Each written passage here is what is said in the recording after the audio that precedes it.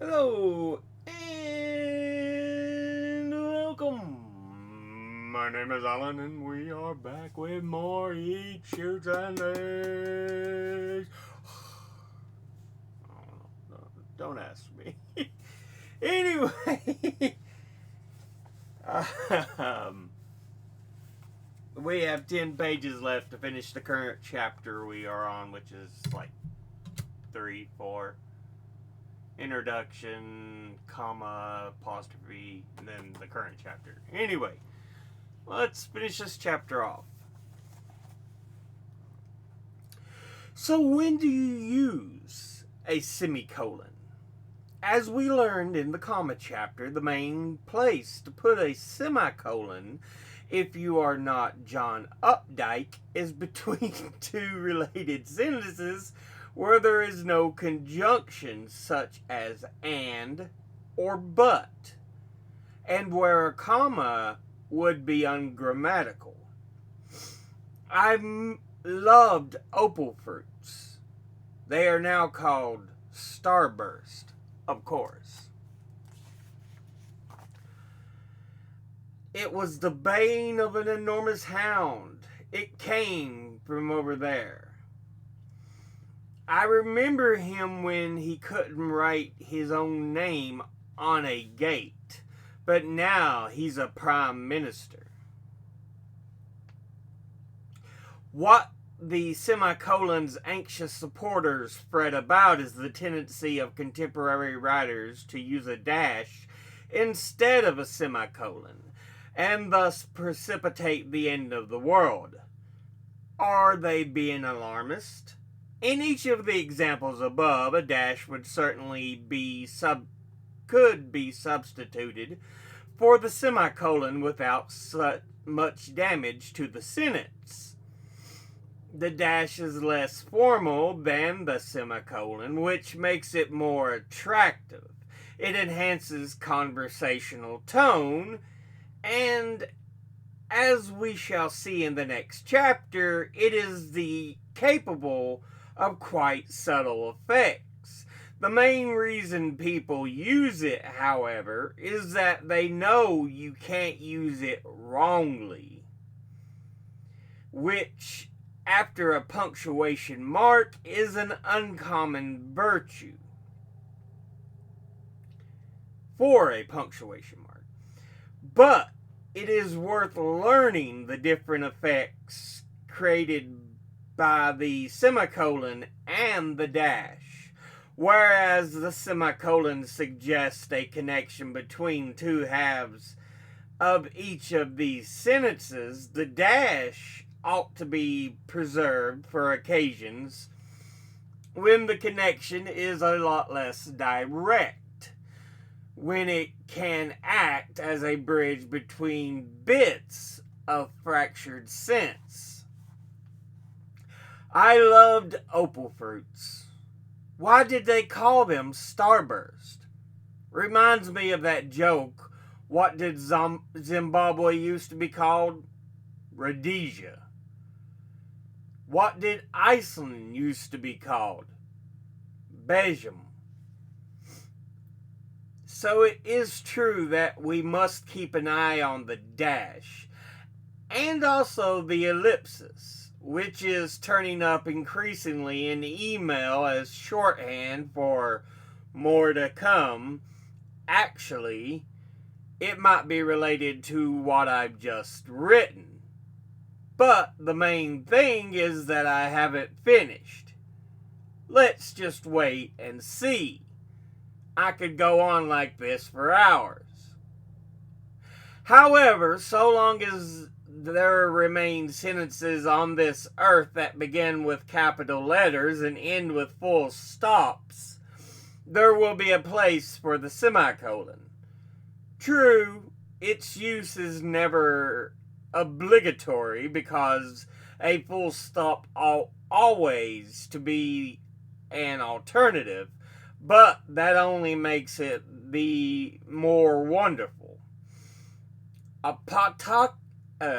Papatakis had tried a cinema, a dance hall, baccarat, and mini golf. Now he had 4 ping pong tables. He had made good money, for the smart set of Jacksonburg were always hard put to get through the rainy season. A polyglot professional class had made their rendezvous. Even attaches from the legislations and younger members of the Jackson family had come there. From Scoop in 1938, written by Evelyn Wall. The semicolon has been rightly called a compliment from the writer to the reader. And a mighty compliment it is, too. The subtext of a semicolon is, how is this a hint? The element of the sentence, although grammatically distinct, are actually elements of a single notion. I can make it plainer for you, but hey, you're a reader. I don't need to draw you a map. By the same token, however, an over-reliance on semicolons to give an air of authorial intention to half-formed ideas thrown together on the page is rather more of a compliment than some of us care to receive. The American writer Paul Robinson, in his essay The Philosophy of Punctuation from 2002, says that pretentious and overactive semicolons have reached epidemic proportions in the world of academy, where they are used to gloss over imprecise thought. They place 2 clauses in the same kind of relation to one another, but relieve the writer of saying exactly what a relation is. These are my italics, by the way, but it does sound as if Robinson is a bit worked up. The semicolon has become so hateful to me, he says in all seriousness, that I feel almost morally compromised when I use it. There are times, however, when the semicolon is indispensable in another capacity, when it performs the duties of a kind of special policeman in the event of comma fights. If there is one lesson to be learned from this book, it is that there is never a dull moment in the world of punctuation. One minute the semicolon is gracefully joining sentences together in a flattering manner, or sullying Mr. Robinson, and the next it is calling a bunch of brawling commas to attention. Fares were offered to Corfu, the Green Island, Morocco, Elba, in the Mediterranean, and Paris. Margaret thought about it. She had been to Elba once and had found it dull, to Morocco and found it too colorful. There is no option for an upstanding semicolon in such circumstances other than to step in, blow a whistle, and restore order. Fares were offered to Corfu, the Greek island, Morocco, Elba in the Mediterranean, and Paris. Margaret thought about it. She had been to Elba once and found it dull, to Morocco and found it too colorful. That's much clearer, and you have to thank Special Policeman semicolon. There are 2 dangers, however, associated with this quell the rampant comma use. One is that having embarked on a series of clarifying semicolons, the writer loses interest or forgets and lapses into a comma. Ho ho! The other danger is that the weak charactered writers will be encouraged to ignore the rule that only full sentences should be joined by the semicolon. Sometimes, and I've never admitted this to anyone before, I adopt a kind of stream of consciousness sentence structure, somewhat like Virginia Woolf, without full sentences. But it feels okay to do this. Rather worrying. Let us come swiftly to the last proper use of the semicolon, as we have covered on the comma chapter. It is wrong to write, he woke up in his own bed, however, he felt fine. Linking words such as however, nevertheless, also, consequently, and hence require a semicolon. And I have to say, this seems pretty self-evident to me, much as I decry the old count to two system. There is an obvious take a breath thing going on here. When you read the sentence, he woke up in his own bed, and he felt fine, you don't draw a breath before the and. You rattle on, whereas when you read, he woke up in his own bed. Nevertheless, he was okay. An inhalation is surely automatic. It should come as to no surprise that writers take an interest in punctuation.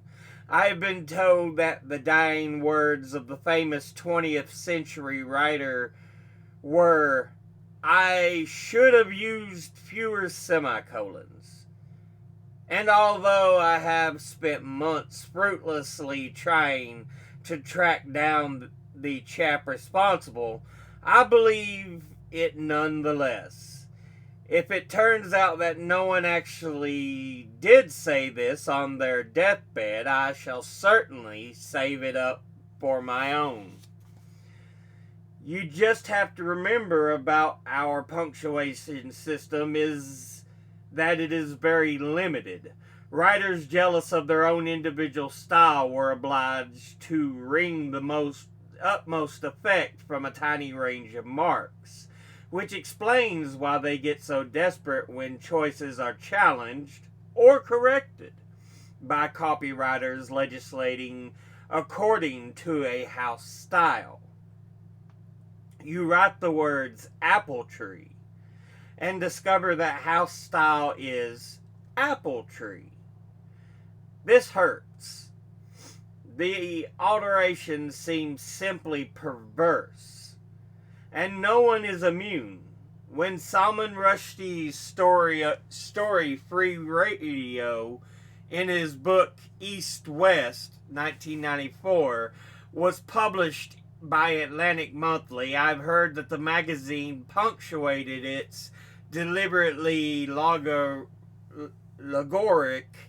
narration without consulting him, presumably on the assumption that punctuation was something Rushdie was happy to leave to others, like the hovering.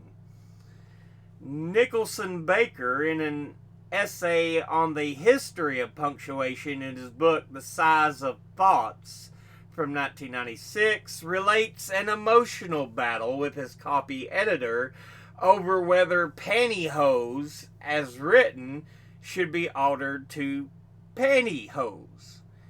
Baker, incidentally, advocates the return of compound punctuation, such as commas with dashes, semicolons with dashes, and colons with dashes. And in his book, Room Temperature, 1990, muses so poetically in the shape of the comma, on the shape of the comma. It recalled the pedals of grand pianos, mosquito larvae, paisleys, adult nostril openings, and spiraling decays of fundamental particles, the prows of gondolas. That, well, you've never heard anything like it. See how the sense changes with the punctuation in this example. Tom locked himself in the shed. England lost to Argentina. These two statements as they stand could be quite unrelated. They merely tell you two things have happened in the past tense. Tom locked himself in the shed. England lost to Argentina. We can infer from the semicolon that these events occurred at the same time, although it is possible that Tom locked himself in the shed because he couldn't bear to watch the match and therefore still doesn't know the outcome. With the semicolon in place, Tom locking himself in the shed and England losing to Argentina sound like two things that really got on the nerves of someone else. It was a terrible day, Mum. Tom locked himself in the shed. England lost to Argentina. The rabbit electrocuted itself by biting into the power cable of the washing machine. Tom locked himself in the shed. England lost to Argentina. All is clear now.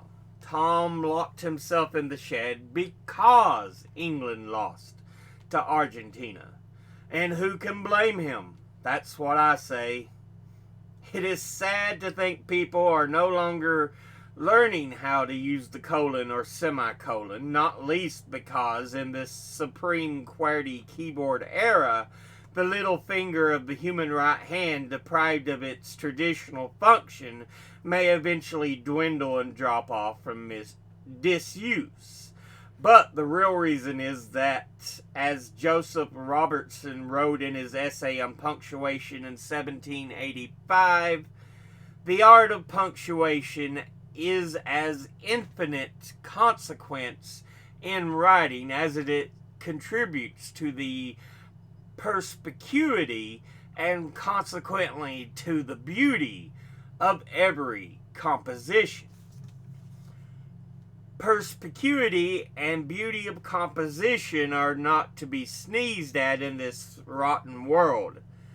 If colons and semicolons give themselves airs and graces, at least they also confer airs and graces that the language would be lost without. But that ends that part and that chapter, which means the next episode we'll be looking at cutting a dash. But let's go back and look and break down some of the stuff here.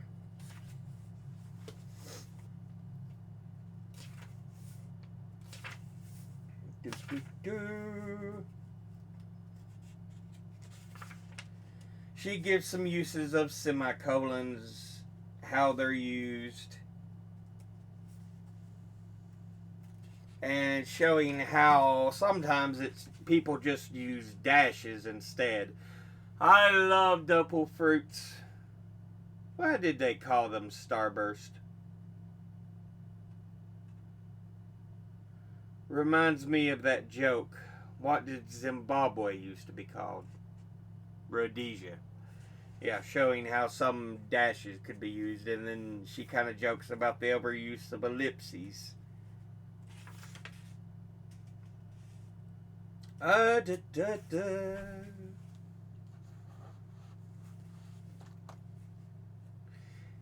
She talks about how the semicolon can act sometimes as almost a referee when you're coming into so many commas, and gives the paragraph with no semicolons, just commas. Fares were offered to Corfu, the Greek island, Morocco, Elba in the Mediterranean, and Paris. Margaret thought about it. She had been to Elba once and had found it dull, to Morocco and found it too colorful. Then she gives the same paragraph but uses semicolons. Fares were offered to Corfu, the Greek island, Morocco, Elba in the Mediterranean, and Paris. Margaret thought about it. She had been to Elba once and found it dull, to Morocco and found it too colorful.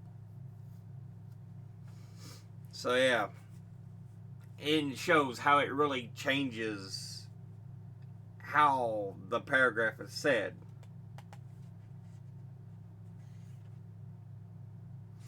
And then she talks about punctuation based on house style, and she talks about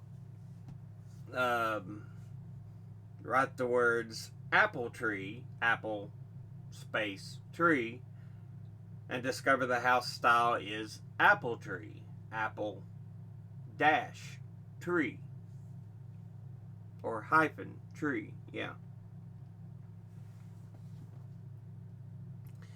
And a little further down, she talks about sometimes you'll get pantyhose, one word, or pantyhose, panty space hose.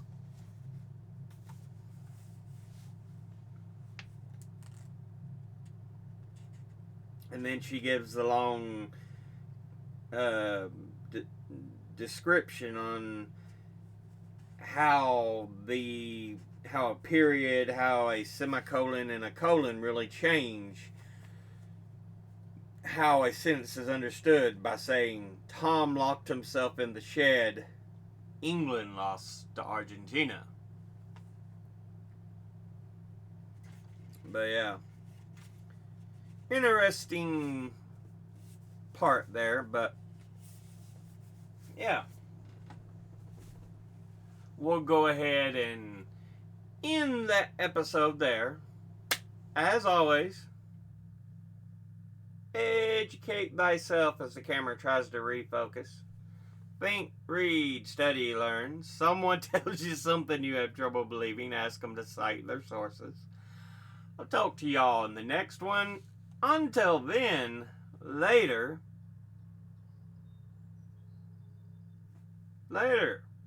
Bye.